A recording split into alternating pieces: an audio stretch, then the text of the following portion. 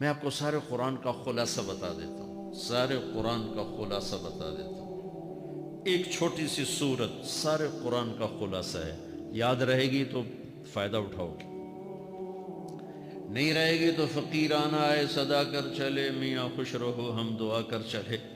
چلو تمہارا اتنا تو احسان ہے کہ بیٹھ کے سن لو۔ قرآن میرے اللہ کا علم ہے، میرے نبی کی زبان سے نکلا ہے، اور یہ دونوں بے خطا ہستیاں ہیں۔ تو اللہ رسول کی بات کا خلاصہ سنا رہا ہوں، اللہ اس کا رسول ایک بات کو سمری کر کے آپ کو دے رہے۔ سارا قرآن 114 سورتیں، 6200 کچھ آیات، ان سب کا خلاصہ ایک چھوٹی سی سورت جس میں کامیابی ناکامی کی مہر لگا دی۔ قرآن نے قسمیں اٹھائی ہیں، یہ قرآن کی آخری قسم ہے۔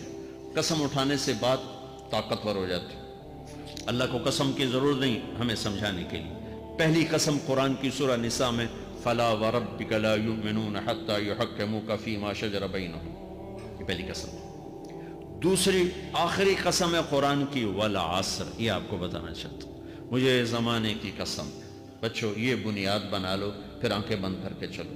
تمہیں نوکری ملے تو بھی موج ہے، نہ ملے تو بھی موج ہے، تمہارے پاس دنیا کا علم آئے کم آئے زیادہ، یہ چار باتیں ہیں تو تمہیں خوشخبری ہے۔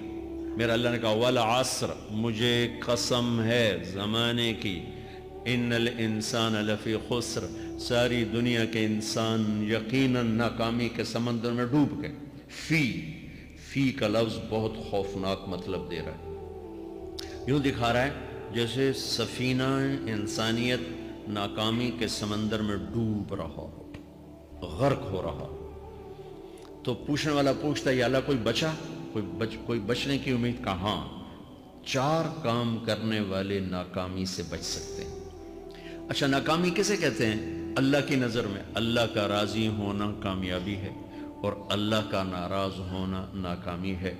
جنت کا مل جانا کامیابی ہے، اور جہنم میں گر جانا ناکامی ہے، یہ قرآن کا مفہوم ہے۔ تو میرے اللہ نے کہا والعصر، زمانے کی قسم ساری دنیا کے انسان ناکام ہیں، ناکامی کیا ہے؟ جہنم۔ کون بچا اس ناکامی سے؟ کوئی بچ سکتا ہے؟ اللہ نے کہا چار کام کرنے والے بچ جائیں گے، چار کام کرنے والے۔ اِلَّا الَّذِينَ آمَنُوا، جو ایمان لائے۔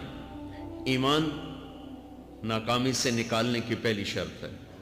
وَعَمِلُوا الصَّالِحَاتِ، جنہوں نے اچھے اعمال کیے، اچھا عمل ناکامی سے نکلنے کی دوسری شرط ہے۔ وَتَوَاصَوْا بِالْحَقِّ، جنہوں نے حق کی دعوت دی، یہ تبلیغ کا کام، جس کو آپ تبلیغی جماعت سمجھتے ہیں، یہ تبلیغی جماعت نہیں ہے، یہ میرے رب کی لگائی ہوئی ذمہ داری ہے ختم نبوت کی وجہ سے کہ میرے نبی کے بعد اب کوئی نہیں آئے گا، تم اے امت محمد اس دعوت کے کام کو اور حق کی دعوت کو تم آگے پہنچاؤ گے۔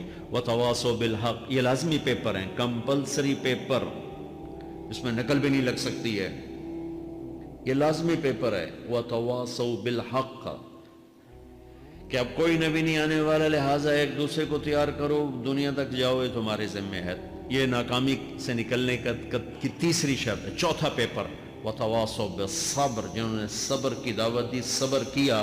میرے بچوں، میرے عزیزوں، میرے بھائیوں، یہ چار ضروری پیپر ہیں اپنی دنیا اور آخرت کی کامیابی کو حاصل کرنے کے لیے۔